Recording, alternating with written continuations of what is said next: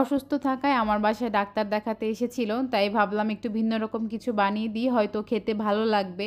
যখন শরীর খারাপ থাকে তখন কিন্তু মুখে একদমই রুচি থাকে না, কোনো কিছুই খেতে ইচ্ছা করে না, অনেক পছন্দের খাবার রান্না করে দিলেও তখন খেতে ভালো লাগে না। তাই জন্য চেষ্টা করেছিলাম একদম সিম্পল রান্নাগুলো করার, যাতে একটু আরাম করে খাওয়া যায়। আর ঈদের পরে তো সবাই অনেক মাছ মাংস খেয়েছে, এখন আর ভারী খাবার খেতে ইচ্ছা করছে না। প্রথমে আমি একটু মাছ লবণ হলুদ দিয়ে মেখে রেখে দিয়েছি, পরে আমি একদম খাওয়ার আগে গরম গরম ভাজি করে দিব। এখন আমি একটু মুরগির মাংস রান্না করছি, একদম অল্প ঝাল দিয়ে রান্না করব, যেহেতু গালে খানিকটা ক্ষত ছিল, সেজন্য আমি একদম অল্প ঝাল দিয়ে রান্না করছি। প্রথমে একটু পেঁয়াজ ভেজে নিয়েছি, এরপর একটু তেজপাতা এলাচ দারুচিনি দিয়েছি, এরপর দিয়েছি আদা বাটা, রসুন বাটা, হলুদ, লবণ, শুকনো মরিচের গুঁড়ো, একটু জিরের গুঁড়ো। এখন আমি মশলাটা খুব ভালো মতো একটু কষিয়ে নিচ্ছি। মুরগির মাংস রান্না করতে একদমই অল্প সময় লাগে, আর বাসায় আসতে আসতে অনেক রাত হয়ে গিয়েছিল, এর আগেই আমি ডক্টরের কাছে গিয়েছিলাম। তো আমি এখন মশলাটা ভালো মতো কষিয়ে নিয়ে মুরগিটাও একটু ভালো মতো মশলার সাথে কষিয়ে নিচ্ছি। এদিক থেকে একটু ডাল বসিয়ে দিব, ডালটা আমি একটু ঝাল ছাড়াই রান্না করব।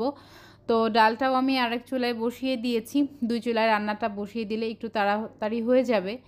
এখন মুরগির মাংসটা প্রায় কষানো হয়ে গিয়েছে, এই পর্যায়ে আমি একটা আলু দিয়ে দিয়েছি, আলু দিয়ে মশলার সঙ্গে আরও কিছুক্ষণ একটু মিশিয়ে নিয়েছি, আর এই তো পরিমাণ মতো গরম পানি দিয়ে দিয়েছি। এই রোস্টের এই মুরগিটা কিন্তু একদম অল্প সময় ঝটপট করে রান্না হয়ে যায়। আমার যখন খুব বেশি তাড়াহুড়ো থাকে তখন আমি ডাল মাংস এগুলাই রান্না করি। এখন আমি ডালে একটু লবণ হলুদ দিয়ে নিয়েছি, আর এই দিক থেকে মাংসটা রান্না হয়ে গিয়েছে। আমি একটু ভাজা গরম মশলার গুঁড়ি দিয়ে দিয়েছি, আর এই তো মাংসটা নামিয়ে নিয়েছি। মাংসটা একটু ঝোল ঝোল করেছিলাম আর অল্প ঝাল দিয়েছিলাম, সেজন্য কালারটা একটু এরকম এসেছে। এখন আমি ডালে একটু ফোড়ন দিয়ে দিয়েছি রসুন কুচি, পেঁয়াজ কুচি, তেজপাতা আর একটু গোটা জিরে। এরপর খুব ভালো মতো একটু ভেজে নিয়েছি। ডালে আমি মরিচ দিইনি, ডালটা একদমই ঝাল ছাড়া রান্না করেছি। এই তো আমার ডালটা হয়ে গিয়েছে, আর ওই দিক থেকে একটু ডিম ভর্তার জন্য একটু ডিম বসিয়ে দিয়েছি। ঈদে লম্বা একটা সময় মাছ মাংস খেতে খেতে না, এখন একদম মনে হয় একটু হালকা পাতলা খাবার খেতে পারলে ভালো লাগতো। এদিক থেকে আমি যে মাছটা তখন লবণ হলুদ দিয়ে মেখে রেখেছিলাম, এই পর্যায়ে আমি মাছটাও একটু ভেজে নিয়েছি। মাছটা ভাজা হয়ে গিয়েছে, মাছটা তুলে রাখছি। এখন আমি একটু মাছে কাঁচা পেঁয়াজ মরিচ দিব।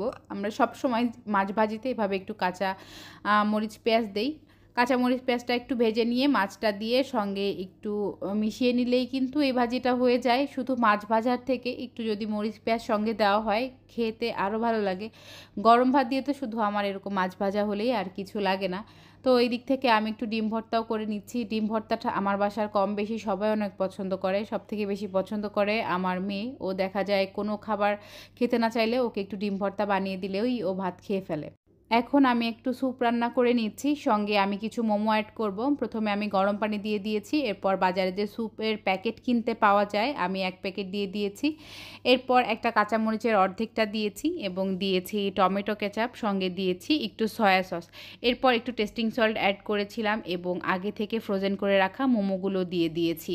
মোমোগুলো দিয়ে খানিক সময় জাল করে নিতে হবে। মোমোগুলো যখন একদম পানির উপর এভাবে ভেসে উঠবে তখন বুঝতে পারবেন যে মোমোটা সিদ্ধ হয়ে গিয়েছে। এই পর্যায়ে আমি ঢেলে নিয়েছি।